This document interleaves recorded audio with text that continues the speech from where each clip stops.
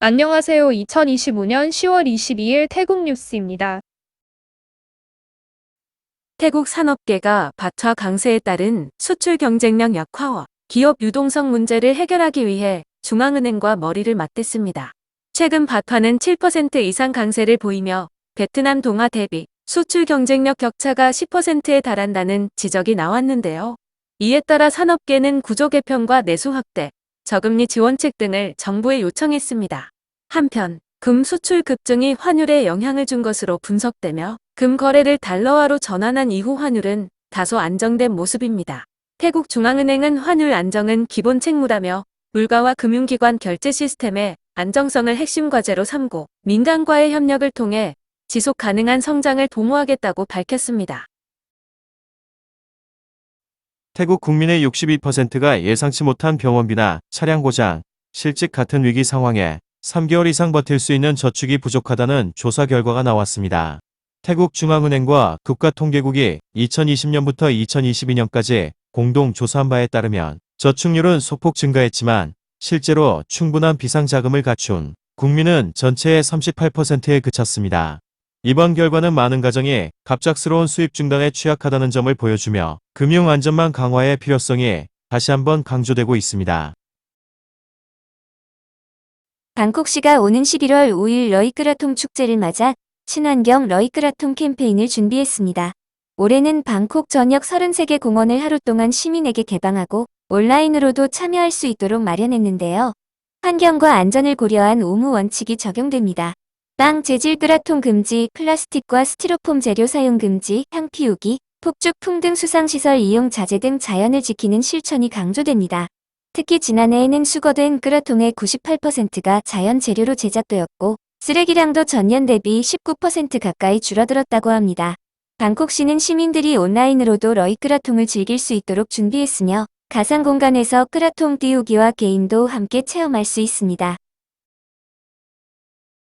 태국 기상국이 오는 10월 23일부터 태국이 공식적으로 겨울철에 접어든다고 발표했습니다.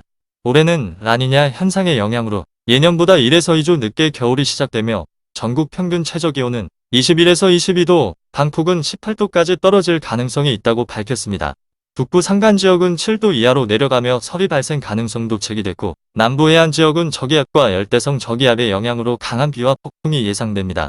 기상국은 기온 변화에 따른 건강관리와 고지대 운전, 해안 지역 안전에 각별한 주의를 당부했습니다. 최근 국제 언론을 통해 보도된 벨라루스 국적 모델의 납치 사건과 관련해 태국 이민국은 해당 사건은 태국 내에서 발생한 것이 아니다라고 공식 입장을 밝혔습니다. 모델인 26세 벨라루스 여성은 지난 9월 12일 태국에 입국한 뒤 9월 20일 미얀마로 출국했으며 출입국 기록과 CCTV 영상 모두 자발적인 이동으로 확인됐습니다. 이민국은 해당 사건이 미얀마에서 발생한 것으로 보고 있으며 태국은 인신매매와 관련된 국제 범죄에 연루되지 않았다고 강조했습니다. 한편 외국인 대상 범죄 예방을 위해 공항 인터뷰, 숙소 정보 등록, 접경 지역 합동 검문 등 다양한 조치를 시행 중이며 올해 입국이 거부된 외국인은 3만 4천 명에 달한다고 밝혔습니다. 태국 이민국은 태국은 안전한 국가이며 외국인을 납치해 인신매매로 넘기는 행위는 존재하지 않는다고 재차 강조했습니다. 태국 경찰청이 수라타니 지역에서 외국인의 불법 영업과 활동을 단속하기 위한 긴급 회의를 열었습니다. 이번 회의는 꽃판안 등 관광지의 법질서 강화와 지역 주민 보호를 목표로 진행됐으며 파이 모델을 전국으로 확대 적용해 외국인 범죄 예방에 나섭니다. 경찰청은 직접 피해를 유발하는 장소를 우선 단속하고 외국인 정보 통합 관리, 관광 운영센터 제안, 경찰 간 협력 강화 등 총 8가지 지침을 통해 관광과 치안의 균형을 맞추겠다고 밝혔습니다. 파타야에서 독일인 관광객이 손상된 배수구 뚜껑을 밟고 넘어져 무릎에 부상을 입는 사고가 발생했습니다. 사고는 10월 21일 새벽 파타야 소이 14 인근에서 발생했으며 피해자는 독일 국적의 28세 남성으로 확인됐습니다. 현장에 출동한 구조팀과 경찰은 즉시 조치를 취했지만 피해자는 병원 이송을 거부하고 숙소로 복귀했습니다.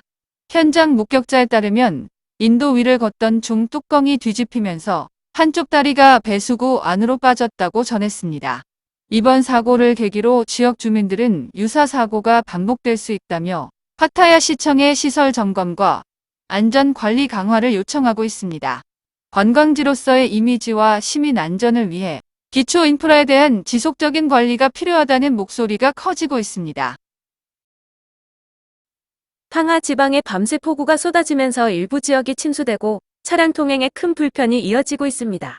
특히 따꾸아빠 지역의 빗물이 국도 4호선 일부 구간을 덮쳤고 방렁시장 인근에는 약 40cm 높이의 물이 고여 소형 차량의 통행이 어려운 상황입니다. 지방정부는 즉시 현장에 출동해 피해 상황을 점검하고 펌프를 설치해 해안 배수 작업을 진행 중이며 추가 피해를 막기 위한 대응에 총력을 기울이고 있습니다. 기상 상황에 따라 침수 피해가 확산될 수 있는 만큼 지역 주민들의 각별한 주의가 필요합니다. 앙통 지역의 한 폭죽 공장에서 강력한 폭발 사고가 발생해 59세 남성이 중화상을 입고 병원으로 긴급 이송됐습니다. 사고는 10월 21일 낮 12시 30분경 포사 마을에서 발생했으며 피해자는 당시 혼자 작업 중이었던 난타와 시로 확인됐습니다.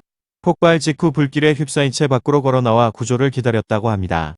현장에서는 연쇄 폭발이 이어지며 소방대원과 관계자들이 긴급 대피하는 상황도 벌어졌고 공장은 전소되어 심각한 피해를 입었습니다.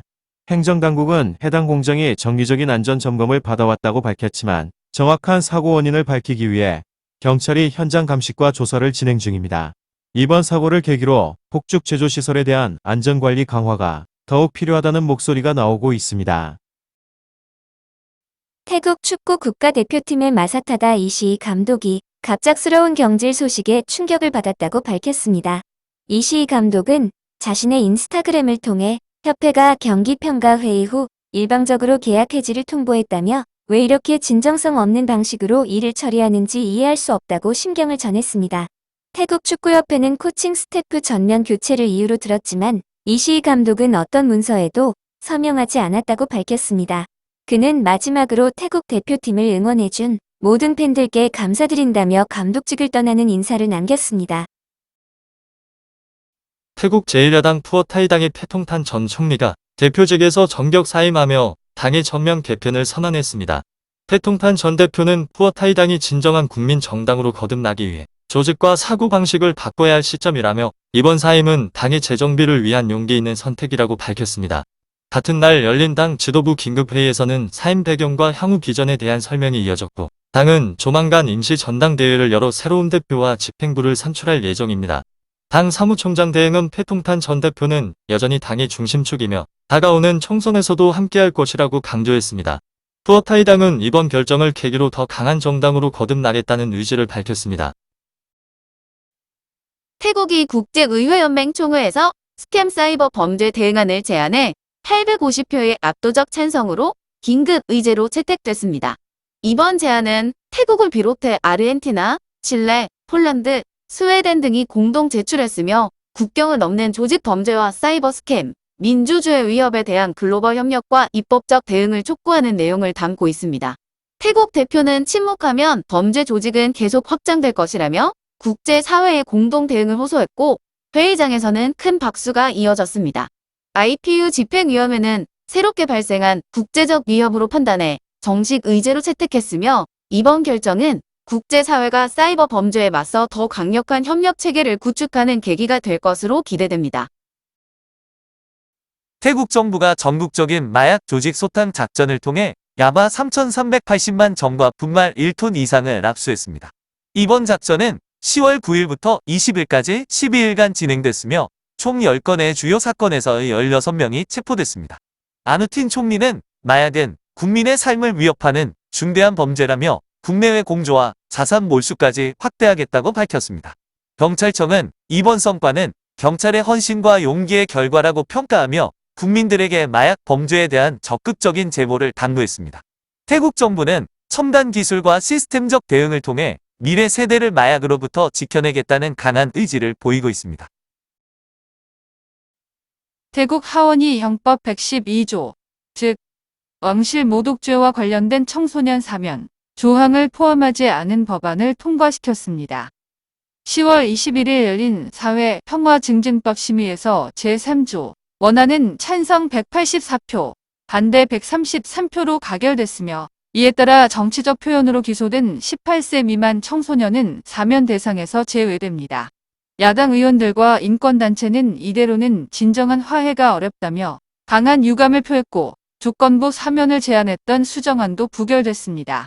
국제아동권 협약과 태국의 이미지에 대한 우려도 제기되며 이번 결정은 향후 정치적 갈등과 청소년 표현의 자유에 적지 않은 영향을 미칠 것으로 보입니다.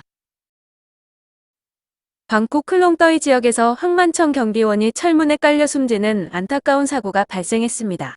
사고는 10월 22일 오전 5시 50분경 위험물 창고 앞에서 발생했으며 피해자는 60세 경비원 솜차이 씨로 확인됐습니다.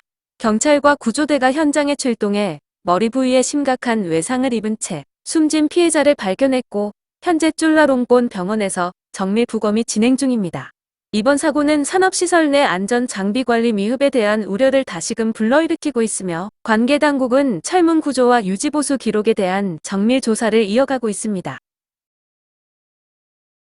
방콕 수원나품 국제공항에서 중국 국적의 40세 여성이 폐플라스틱 불법 반입 혐의로 체포됐습니다. 경찰은 그녀가 타사의 수입 허가증을 도용해 플라스틱 제품을 태국으로 들여오려 했다고 밝혔으며 총 19건의 수입 신고서 중 3건에서 위조 정황이 확인됐습니다.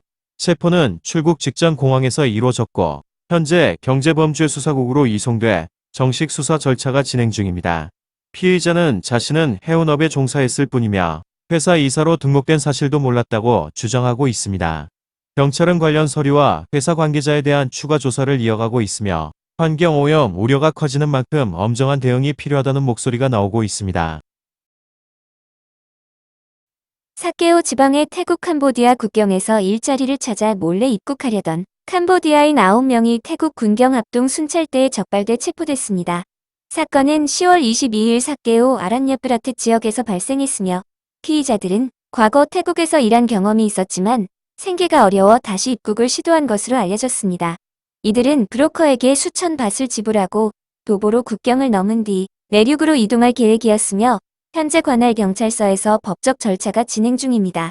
태국 당국은 브로커 및 관련 조직에 대한 수사도 함께 진행하고 있으며 국경 지역의 불법 입국 시도에 대한 단속을 더욱 강화할 방침입니다.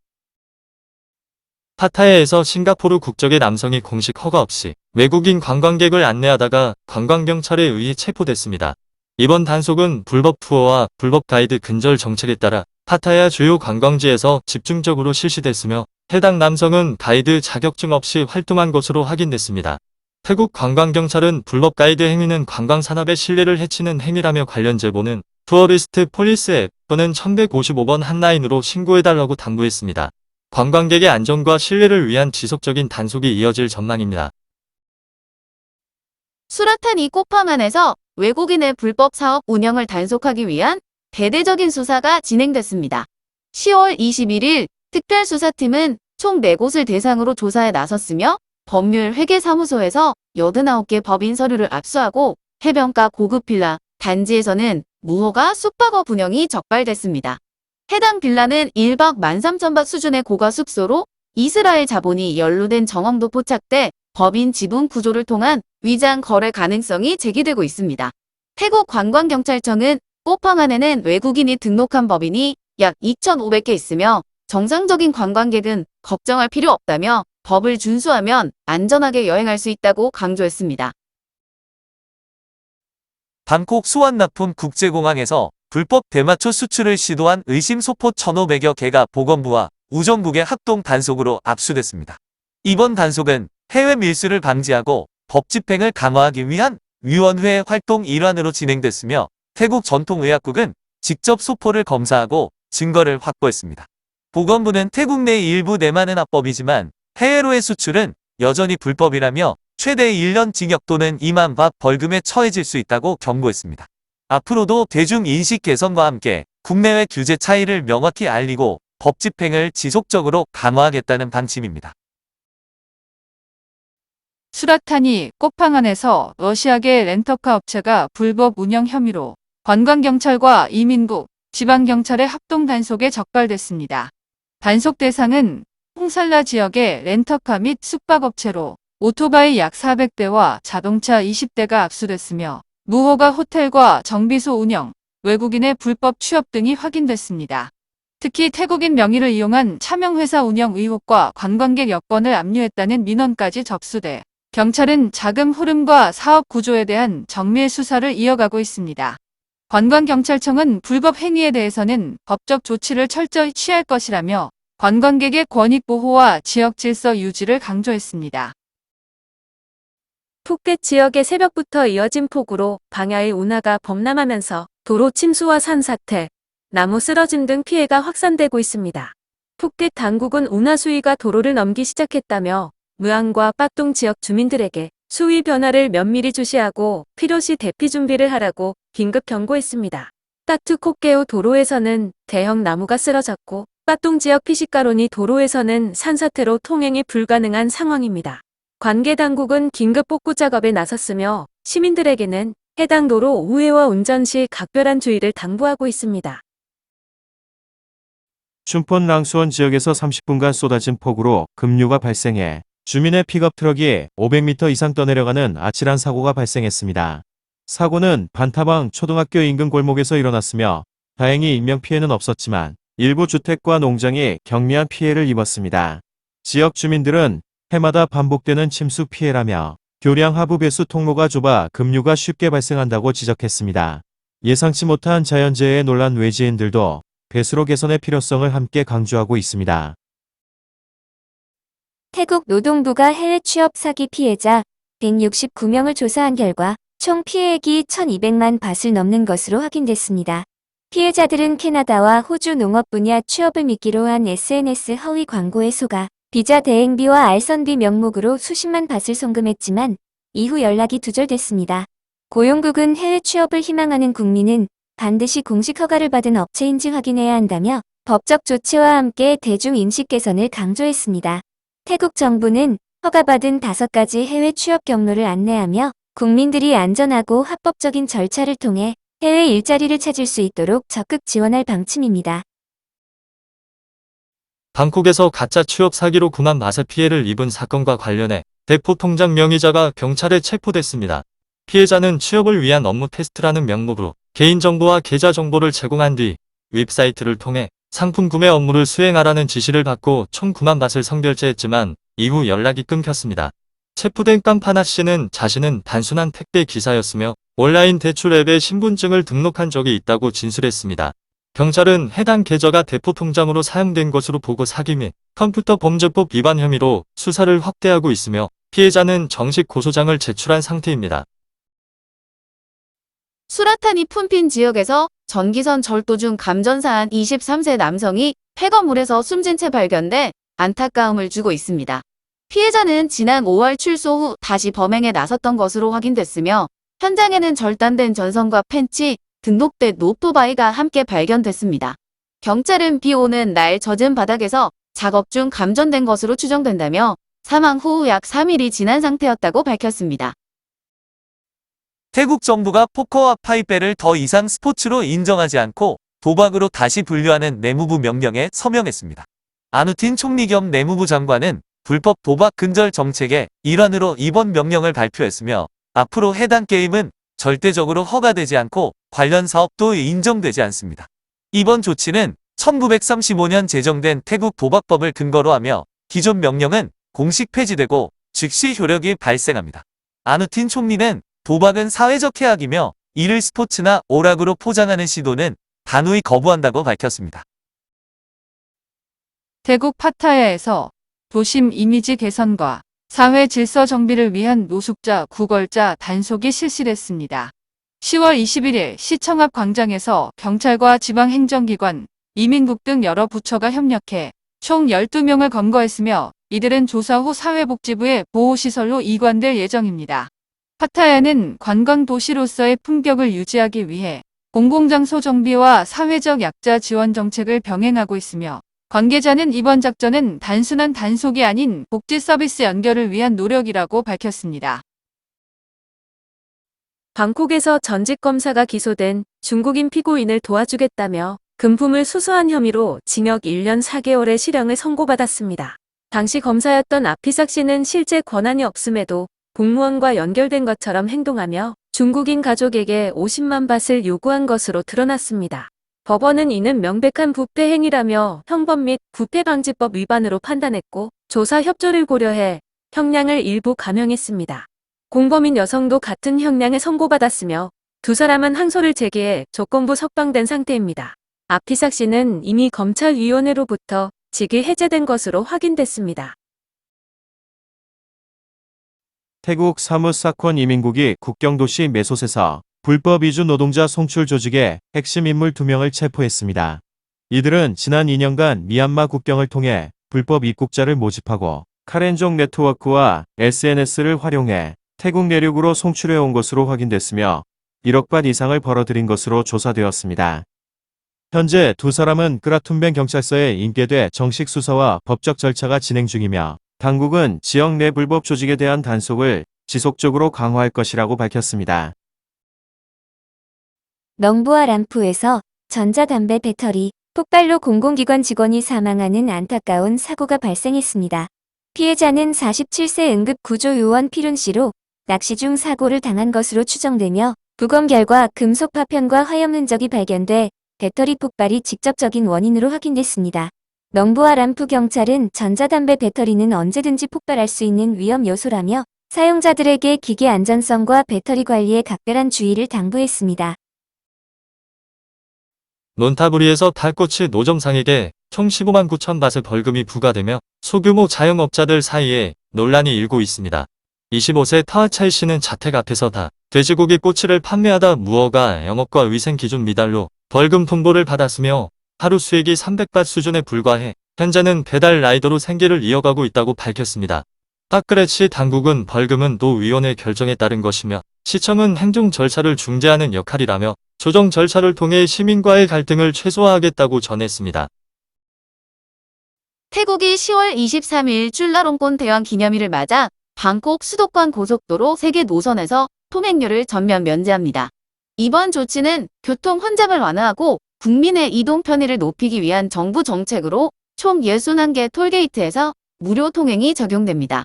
대상 노선은 찰럿마하나콘, 시랏, 우돈나차야 고속도로입니다. 오늘도 시청해주셔서 감사합니다.